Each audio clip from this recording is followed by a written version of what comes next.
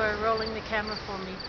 This is my response to the gubernatorial debate that was on VPR last night, and we are here at a train tracks, namely because I can't afford my own train for a whistle stop tour, but if I had, I probably would have invited the homeless man on the train for the ride where he needed to go, because we need to show each other compassion, and I'm concerned that Doobie isn't connected with his compassion, and that is signified specifically by the way he kicked the homeless man off the train.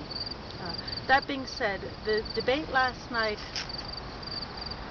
I'm going to focus on one of the questions, and it was sent in by a gentleman who said that he had good credit and he had been a good bank customer, and he was a business owner, and nonetheless he couldn't get a bank loan. And the question was, which candidate would lean on the banks?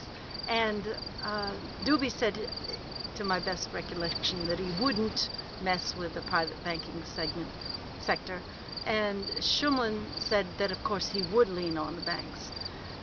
Well, I would like to propose that we do something even better, that we create our own banks to make the loans for the things that we wish to see here in Vermont.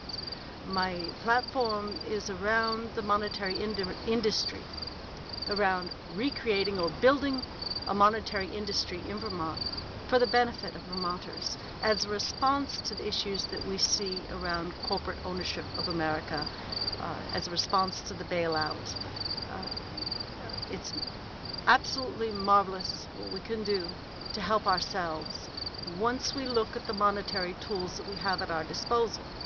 I've addressed these in different places about having a state bank, common good banks in each community, a VIEW, a Vermont Unit of Exchange, a Vermont credit card, and insofar as the rest of the debate goes, I was impressed and pleased with Shumlin's answers, Peter's answers, and I wasn't very impressed with Doobie. He wasn't very articulate, and he doesn't enunciate his THs. He uses D where TH is, so dis goes there, and I was concerned because Peter began to talk like that too, and I really enjoyed the English language, and I would like Doobie to look at his THs and stop pronouncing them as D.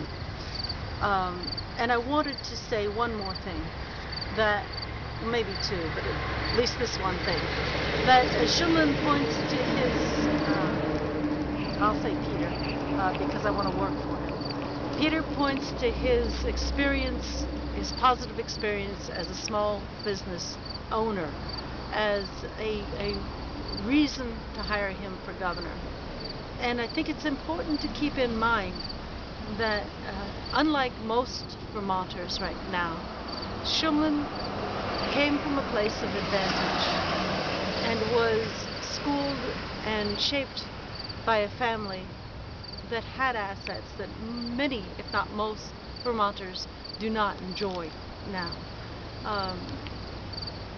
And I'm concerned that we have somebody in leadership who is connected and who has had experience with actual poverty and yet can be successful and can see the types of empowerment and encouragement that we need to do to move away from our entitlement society, and how we also need to augment the minimum wage.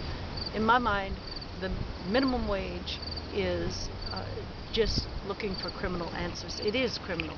It has been developed by our Congress and our legislatures, and it's so sublivable that it is criminal. My proposals will do something about that. So that is my response to the VPR debate. Please include me in the future debates, and also, if you are press, please reach out to cover me. I would appreciate that. And thank you for listening.